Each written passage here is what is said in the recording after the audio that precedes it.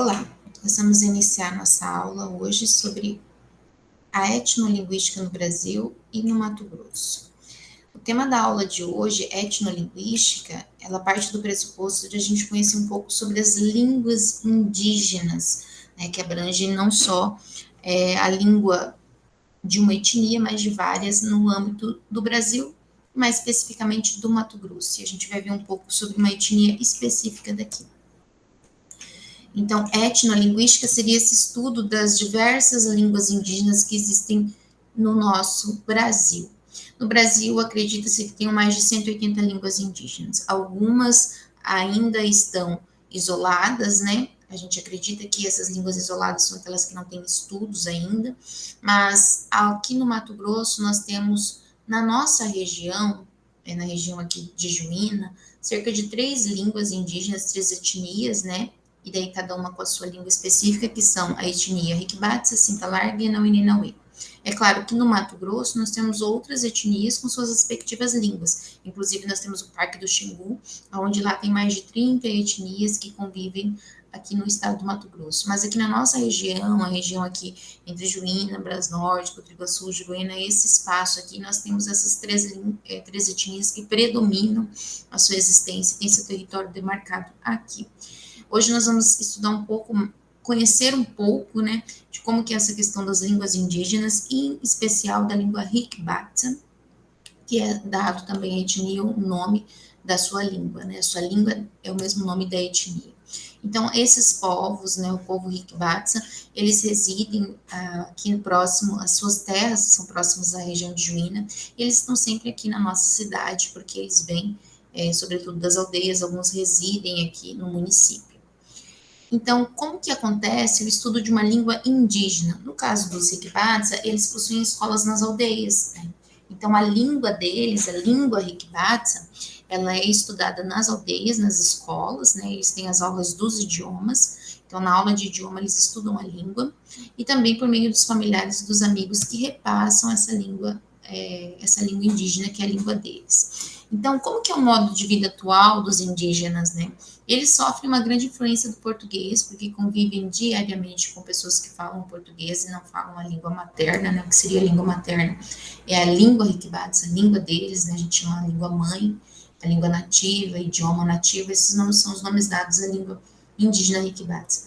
Como tem muita essa interação no centro urbano, ou seja, quem reside na aldeia sempre está vindo para o centro urbano, para compras, para pagamentos, para trabalho, enfim. Então, tem uma grande influência do português.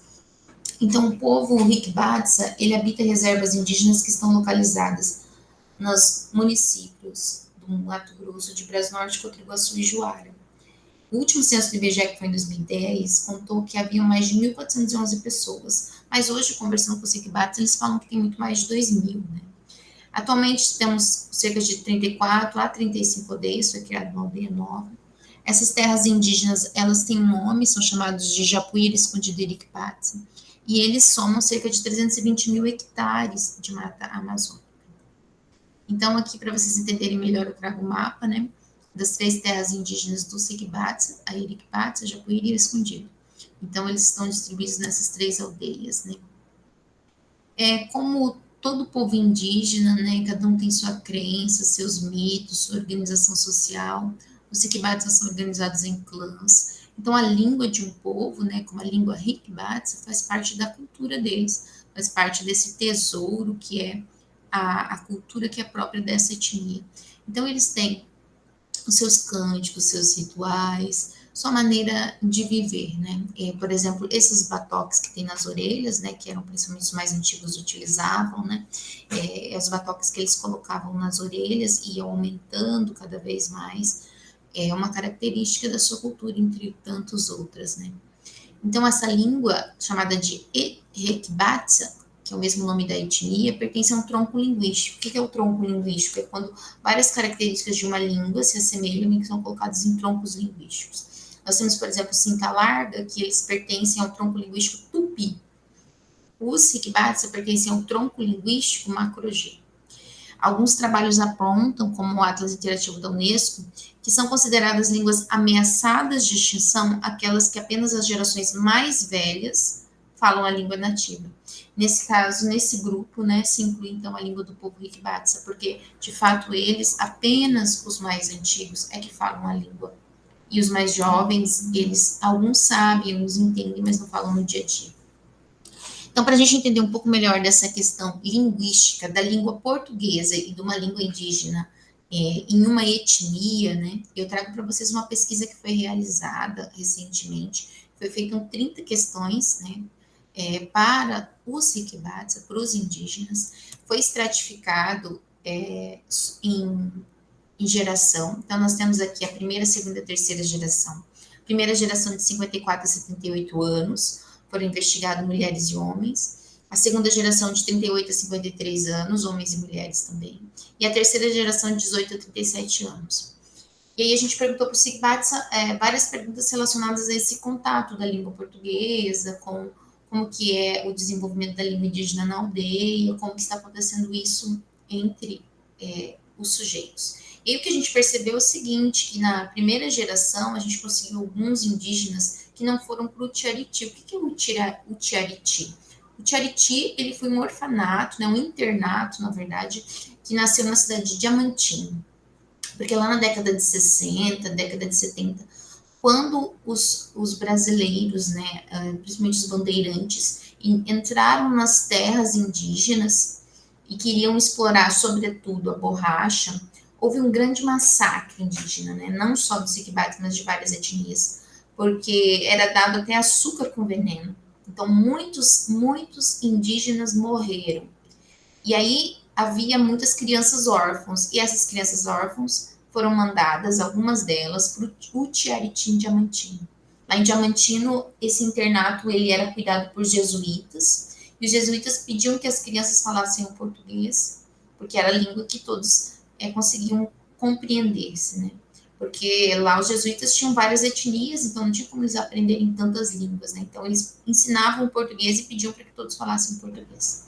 Esse internato Tiariti durou 10 anos, e quando ele fechou, as crianças, adolescentes, né, jovens já, voltaram para as aldeias. E aí essa geração que foi para o Tiariti voltou já não sabendo falar tão bem a língua como aqueles que ficaram na aldeia, aqueles que só falavam a língua nativa. Então a gente percebeu que um dos grandes fatores, principalmente para os Sikibatsa, foi essa queda, né, daqueles que foram para o Tiariti e que voltaram. Então nós contamos com essas pesquisas realizadas, né, com eles, dessas diversas idades. Daí a gente pediu para eles algumas das perguntas. Para você se comunicar com seus amigos como você era criança, qual língua você mais usava? Então, da grande maioria falavam Riquibatsa e português, e alguns falam ainda só português quando eram crianças, né? Perguntamos também as falas dos homens e das mulheres, né? Na aldeia, esse contato linguístico. Quais as línguas que são faladas nessa região? E todos afirmaram, então, que falam tanto português como Riquibatsa, mas que a língua portuguesa era mais falada, com mais frequência. Então, a gente percebe que quais línguas você fala, como você aprendeu, que língua você aprendeu a falar primeiro, por quê? Então, todas essas perguntas nos levaram a perceber que, assim, na primeira geração, que são os mais velhos, a gente vê muitas respostas às duas línguas. Mas a partir da segunda e da terceira, a gente vê que é menos Riquibatsa e mais português. Que nem eu trago aqui algumas falas. Eles dizem assim, ó, o idioma eu sabia pequena, minha tia me ensinava. E ela falava que eu não ia esquecer e eu não esqueci. Depois que a FUNAI começou a entrar naqueles tempos, finado Padre João, ele trabalhava português, mas nós. A maneira que ela fala aqui do finado Padre João, o Padre João foi um jesuíta que ensinava português para eles, né? Então percebe que primeiro ali o idioma eles aprendiam quando eles eram pequenos, e aí depois a gente viu a influência do português, né? Aqui, meus pais me ensinou primeiro o idioma, ou seja, ali no ambiente familiar, as gerações mais velhas aprendiam o idioma na aldeia, né, pelos familiares que ensinavam. Aí nós temos aqui a terceira geração. Eu aprendi os dois juntos na aldeia, falo os dois idiomas. Então a gente percebe que a influência do português já é muito grande nas aldeias. Foi feito lá no IBGE, né, no censo do IBGE, a gente foi perguntada a questão dos bilíngues, né? Quem se considera bilíngue, que fala as duas línguas? E nós também perguntamos no nosso questionário, vocês se consideram falante bilíngue? Por quê? E todos responderam que se consideram bilíngues porque entendem, porque falam as duas línguas, né? Inclusive, a condição, né, de falar as duas línguas se tornam-se bilíngues por serem duas línguas que eles dizem que falam frequentemente no dia a dia. E aí a gente fez um juízo de valor sobre a língua da etnia Riquibats e a do outro, né? Qual que é a língua do outro? A do outro é a língua portuguesa, né? Então a gente perguntou qual língua você acha mais bonita? E todos responderam, Riquibats. E mas por que, que ela é mais bonita? Porque é minha língua materna, porque é o meu idioma, enfim. Então a gente percebe que tem essa questão cultural, esse respeito à língua deles, mas que a influência do português é muito forte na aldeia. Então a gente perguntou, vocês acham que os Sikbats rejeitam a própria língua? E alguns responderam, sim, a gente acha que os mais jovens têm vergonha de falar a língua, que acham feio. Mas e por que esse sentimento, né? Aí a gente percebe que é justamente porque quando eles estão, a maioria dos lugares de interação, que geralmente são nos centros urbanos, não falam a língua nativa, né? As pessoas falam frequentemente o português. Então, às vezes, eles têm vergonha de falar, porque não é um ambiente que se fala a língua deles. E outra coisa, os mais jovens estão aprendendo ainda a língua nativa, né? E alguns têm medo de falar errado e serem corrigidos também pelos mais velhos. E aí, qual língua você acha mais fácil, né? Mais fácil de se dizer? A maioria diz que é muito difícil escrever o português, né, de fato, mas que é muito fácil de falar, porque eles, desde pequeno, estão convivendo com a língua portuguesa. E o Wikibats, eles já acham mais difícil justamente porque não tem esse convívio diário com a língua indígena, com a língua nativa, né. E aí a gente pergunta para eles se eles acham que está acontecendo uma extinção natural da língua. E a gente percebe que sim, que eles falam que os mais jovens, muitos deles não falam a língua, que não se interessam em aprender, que os mais velhos, os anciãos que detêm esse grande conhecimento, estão infelizmente morrendo, né, com o tempo, com tantas as questões das doenças, enfim. E aí nós perguntamos se há um trabalho de preversão, de preservação dessa língua. E aí foi dito, então, que já fizeram alguns trabalhos de resgate dessa língua, já fizeram trabalhos de pesquisadores, de linguistas, e as aulas do idioma nas aldeias que acontecem nas escolas, né? Então, por exemplo, há diferença entre a fala masculina e feminina? Sim. Tem algumas questões diferentes da língua Riquibática, da fala feminina e da masculina, que é uma particularidade de cada língua. Então, a língua Riquibática tem suas particularidades. E aí que vem o trabalho do linguista, que estuda essas particularidades, estuda essas classes gramaticais, e aí ajuda o povo Riquibática a criar seu material didático para ensinar nas escolas das aldeias a língua deles de fato. Então, atitudes linguísticas, né? O que a gente fala? Atitudes linguísticas é aquilo que eles, enquanto indígenas, falam da língua deles e da língua do outro, que é a língua portuguesa, né? Então, de maneira geral, a gente percebe, né, enquanto resultado de discussão, diante de todas essas análises de questionários feitos com eles, é que há um deslocamento linguístico. Por que um deslocamento? Lá na década de 60, quando eles ainda não foram encontrados, digamos assim, eles falavam só a língua, o idioma na aldeia. E aí, com esse contato, né, acabou acontecendo um deslocamento linguístico. Com a ida deles para o Tiariti, do internato, a volta dessas crianças, houve aí uma quebra cultural, digamos assim, em que o português começou a adentrar cada vez mais nas aldeias, né? Então, hoje eles são, na grande maioria, bilíngues. Falam português riquibata e talvez, da grande maioria, mais português ainda, sobretudo os mais jovens, né? Então há um deslocamento linguístico. E a gente percebe que a preservação desse idioma só pode se dar por meio da educação, né? A educação, que é esse transmitir da língua de geração para geração, que é necessário uma qualificação profissional para aqueles que querem ensinar a língua para os mais jovens, para aqueles que querem ser professores, para aqueles que querem ministrar aula nas aldeias, né?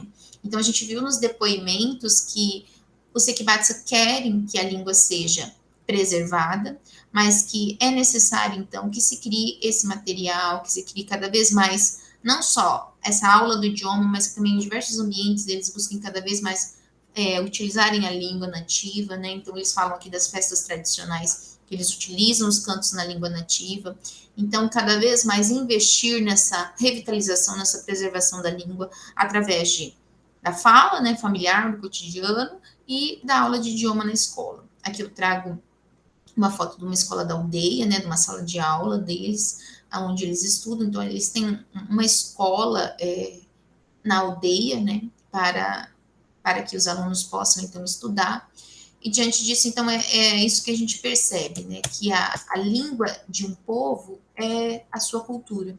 e por isso que ela deve ser preservada. Então, isso que é etnolinguística, é estudar essas diferentes línguas que existem no Brasil.